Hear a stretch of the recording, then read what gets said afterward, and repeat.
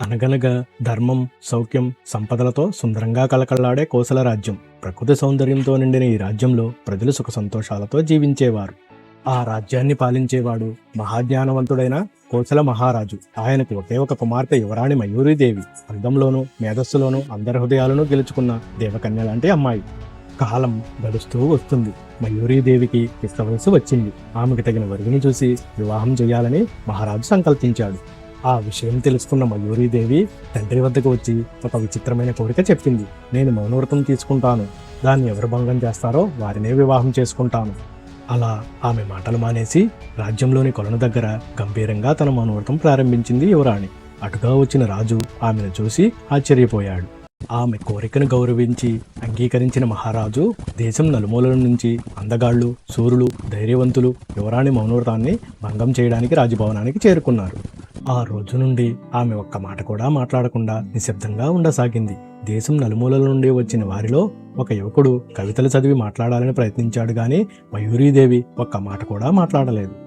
మరో శూరుడు, కండలు తిరిగిన వీరుడు తన విరోచిత గాథలు చెప్పినా ఆమెలో ఎలాంటి స్పందన రాలేదు. వారిని చూసిన మయూరీదేవి అక్కడి నుండి వెళ్ళిపోయింది. గంధర్వంలా పాడే సంగీతకారులు కూడా వారి ప్రతిభతో ఆమెను మాట్లాడించలేకపోయారు. ఆమె కూడా సంగీతంతోనే వారికి సమాధానం చెప్పింది. రోజులు గడుస్తున్నా ఒక్కరూ ఆమె మౌనవ్రతాన్ని భంగం చేయలేకపోయారు. మయూరీదేవి మాత్రం ప్రశాంతంగా మౌనంగా కూర్చుని ఉండేది. ఆమె ముఖంలో ఎలాంటి మార్పు కనిపించేది కాదు. ఇక తన కుమార్తె వివాహం జరగదేమోనన్న దిగులు మహారాజును పట్టుకుంది. ఆందోళనతో మహారాజుకి నిద్ర పట్టకుండా దిగులుగా మారిపోయాడు. కొన్ని రోజుల తర్వాత ఒకరోజు రాజ్యసభ జరుగుతుండగా అనుకోకుండా ఒక సాధారణ యువకుడు సభలోకి ప్రవేశించాడు. అతని ముఖంలో తేజస్సు ఉన్న ధూళితో ధరించిన వస్త్రాలు మాత్రం అతను పేదవాడని తెలియజేస్తున్నాయి. అతడు మహారాజుకు నమస్కరించాడు. మహారాజుకు నమస్కరించిన యువకుడు ధైర్యంగా మాట్లాడటం ప్రారంభించాడు.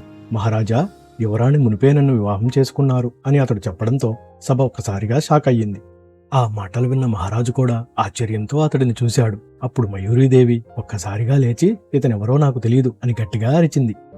ఆమె అలా అరిచిన క్షణమే ఆమె మౌనవ్రతం భంగం అయ్యింది. ఆ యువకుడు మాత్రం చిరునవ్వు నవ్వుతూ ఆమెను ప్రశాంతంగా చూశాడు.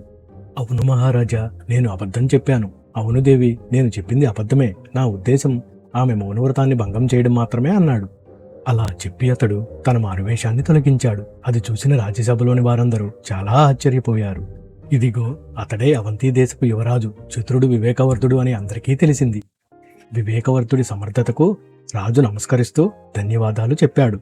అతడి చిత్రత, తెలివితేటలకు రాజ్యసభలోని అందరూ చప్పట్లు కొట్టారు. మయూరీదేవి కూడా వివేకవర్ధుడి తెలివికి, చిత్రతకు సిగ్గుపడుతూ మనసులోనే మెచ్చుకుని ఆశ్చర్యపోయింది. మహారాజు అతడిని శ్రద్ధగా పరిశీలించి అతడిని ప్రశంసిస్తూ నీ బుద్ధి, ధైర్యం నాకు ఎంతో నచ్చాయి అన్నాడు. చివరగా మహారాజు ఇలాంటి తెలివైన వాడే నా కూతురికి సరైన వరుడు అని నిర్ణయించాడు. మహారాజు ఆనందంగా తన కుమార్తెను వివేకవర్ధుడికిచ్చి వివాహం చేయాలని నిర్ణయించాడు.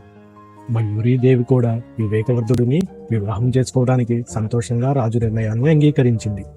రాజ్యంలో ఆనందం వెల్లివిరిసింది. పెళ్లి ఏర్పాట్లు అంగరంగ వైభవంగా మొదలయ్యాయి. రాజ్యం మొత్తం ఆనందోత్సాహాలతో నిండిపోయింది. వేదమంత్రాల నడుమ యువరాణి యువరాజుల వివాహం అంగరంగ వైభవంగా కన్నుల పండుగగా సాగింది. పెళ్లి తర్వాత అద్భుతమైన రథయాత్ర రాజ్యంలో తిరుగుతూ ప్రజలను ఆనందపరిచింది. ప్రజలు కొత్త జంటకు శుభాకాంక్షలు తెలిపారు. మహారాజు కన్నీళ్లతో యువరాణి మయూరీదేవిని ఆశీర్వదిస్తూ కంటతడి పెట్టుకున్నాడు. వివేకవర్ధుడు మరియు మయూరీదేవి అవంతి రాజ్యం వైపు ప్రేమతో ప్రయాణం మొదలుపెట్టారు. అలా చతురతతో మొదలైన మయూరీదేవి మౌనవ్రత కథ ప్రేమ మరియు సంతోషంతో ముగిసింది. ఇలాంటి మరిన్ని వీడియోస్ కోసం please subscribe and like my channel.